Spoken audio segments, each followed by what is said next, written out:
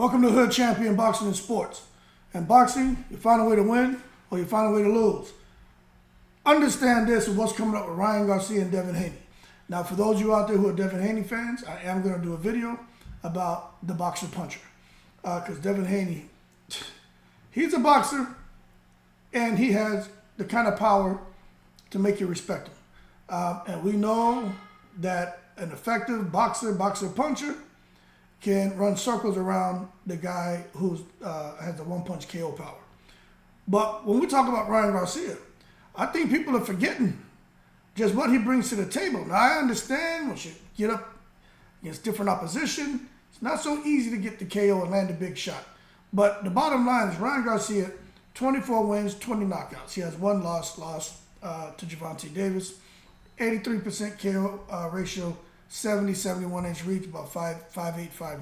Okay, Ryan Garcia is a bad boy, but he's up against a serious test. Now, when he went up against his first serious test, which was Tank Davis, things didn't quite work out the way he wanted, but he, like Rolly Romero, had some success.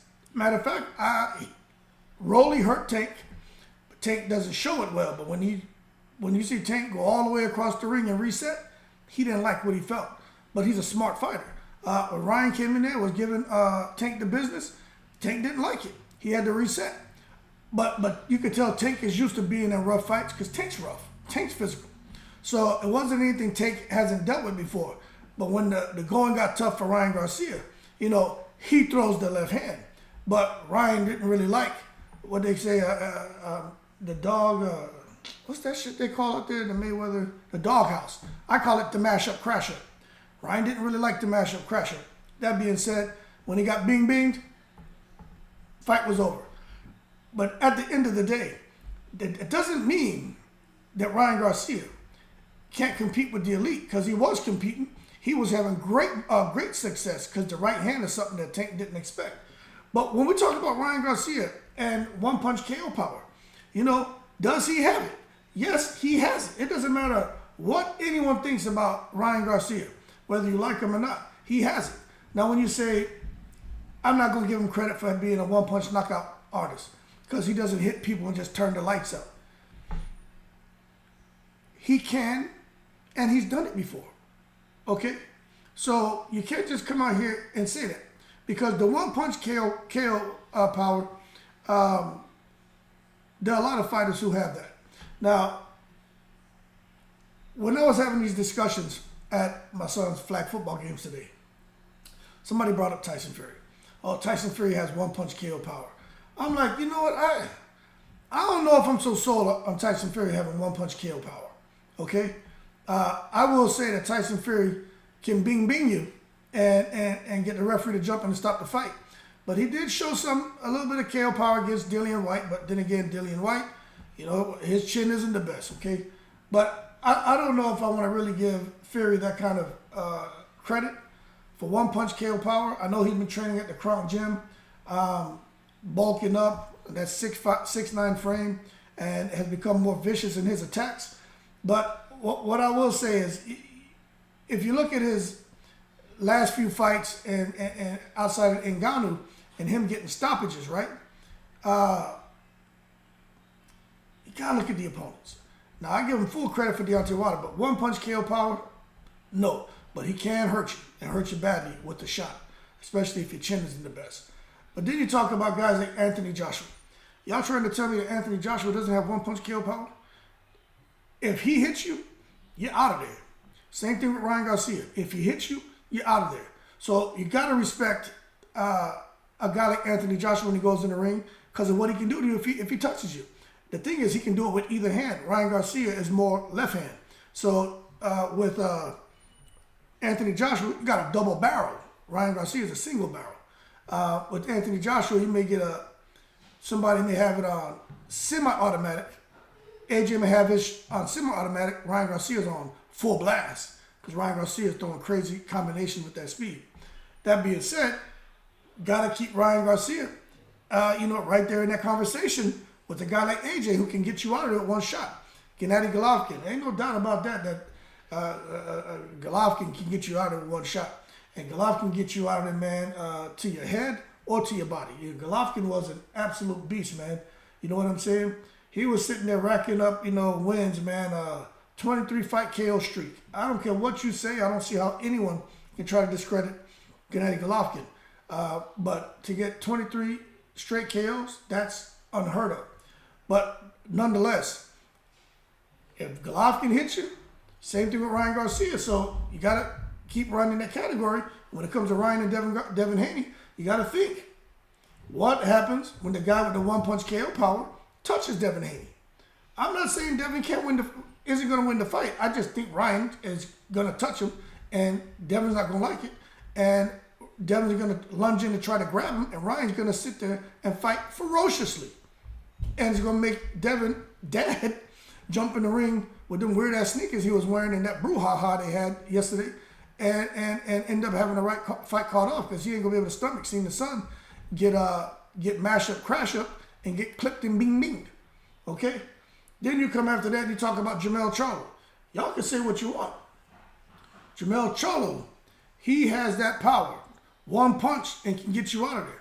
If not, can get you on Queer Street, then the cleanup shots get you out of there, out cold. He's done it. His brother Jamal has done it. And Ryan Garcia has done it too. So as much as people want to sit there and say Ryan Garcia doesn't have a chance, why won't you give him a chance when you give Jermell and Jamal a chance? Because of their power, right? They have speed, they have timing, but their speed isn't, and timing, I would say, is not as good as Ryan's. The IQ, maybe skill set a little bit better, but Ryan is, I think, I'm not looking at Ryan, his fights before Duarte, as far as his skill set. I'm looking at Ryan and everything he's gone through up to that point where he fought Tank, and everything he endured going into that Duarte fight, and everything that he's gone through and going to bring into the fight against Devin Haney. And that's a dangerous man. Same thing for Devin, but it's just a dangerous man who can knock you out with one shot. Okay? Then you talk about this guy. There was a guy, a lot of people don't even know who this is, but Uniel Dorticos, man. 37-year-old Cuban nicknamed the KO Doctor, man. Now, this guy, I don't know what his record is now, but he was at like 26 wins, 2 losses, and 24 KOs. When he was sitting there, man, and touching people, they were going out.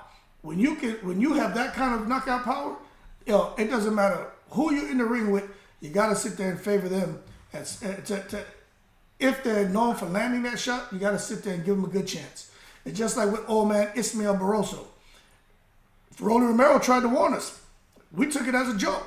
Look at this old man here. Abuelo, right? That's what they call him. Abuelo got in there, bing, bing, Rolly. Everybody like, oh, shit. Is it that the old man can crack, or is it that Rolly sucks? Then he came in there. We saw what he did to the UK fighter, man. I can't remember his name. Anyway, damn, his name just came to me. Anyway, it'll come to me while I'm talking. But first round, and he got tranquilized. So that's what having one-punch KO power can do to you. And that's what Rolly has. Because Ismael Barroso, ain't nobody laughing at that win that Rolly Romero got now. They're like, holy shit, this dude's the real deal. That one-punch KO power is no joke, man. And you would think Ismael Barroso against anybody. You know, a guy like Devin Haney can outbox and move the whole 12 rounds. That's why it's really a toss-up fight, but I'm leaning towards the KO power of Ryan, and Ryan landing that shot at some point in the fight. Then Canelo Alvarez. Look, Canelo Alvarez is the reason why he and Eddie Reynoso and so many other people are favoring Ryan Garcia to win that fight. They know what Ryan Garcia can do. And Ryan Garcia is focused and dedicated. They know the speed he has. They know the power he has. They know what he's done in sparring to people. They know what Ryan can do. And I think Ryan is dedicated, and he's coming to prove a point. And for him to pick Devin Haney, I'm telling you right now, Devin Haney, he has the IQ, the reach, the speed, the skill set to box a whole 12 rounds. But you got to understand, Ryan Garcia is not Kambosos. Devin Haney's reach is advantage. It's about 3 inches or so, right? I thought they were a little closer. Box rec be off sometimes, but I thought their reach was a little closer. But nonetheless, what Devin Haney has done to people, one guy's really his size. Now he's got someone in there who's probably his size or bigger, who's maybe faster, and it's the hardest puncher that I think he's faced. Because Devin Haney fought Kambosos, Lomachenko. Regis Prograis could crack, but Regis Prograis' reach was like, 33 inches and shit compared to Devin Haney was 74. But Linares, Jojo Diaz. But really, Haney's never really fought anybody that can do what Ryan Garcia can do. That's just being real. I'm not saying Devin Haney's resume is weak. I'm not saying that. What I'm saying is his resume is just getting stronger and stronger by him taking on fights like Regis Prograis, now Ryan Garcia. So he deserves a lot of credit. But if we're going to say Canelo Alvarez deserves all the credit in the world and be favored in the fight because of his KO power and his abilities, you got to say Ryan Garcia deserves a shot too.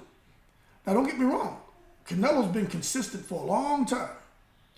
So don't think that I'm taking it to the stupid. I'm just saying let's hold our horses and respect the one-punch KO power of these fighters. Because you got a guy in the ring who's running around. You could end up seeing, and I thought Jermaine Ortiz beat Teofimo, but you could see Devin going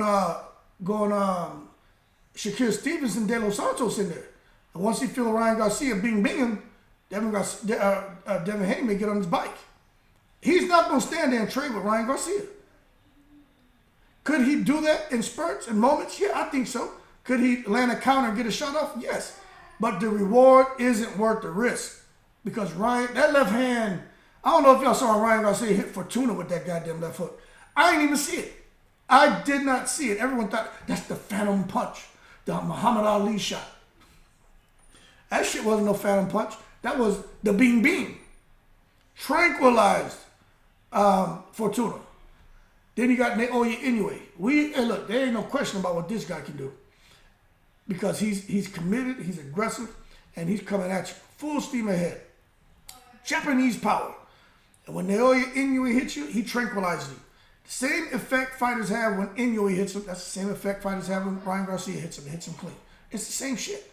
But again, Inoue's been consistent. Ryan Garcia is now looking to create a trend here, to have a pattern develop of him being consistent and coming in the ring.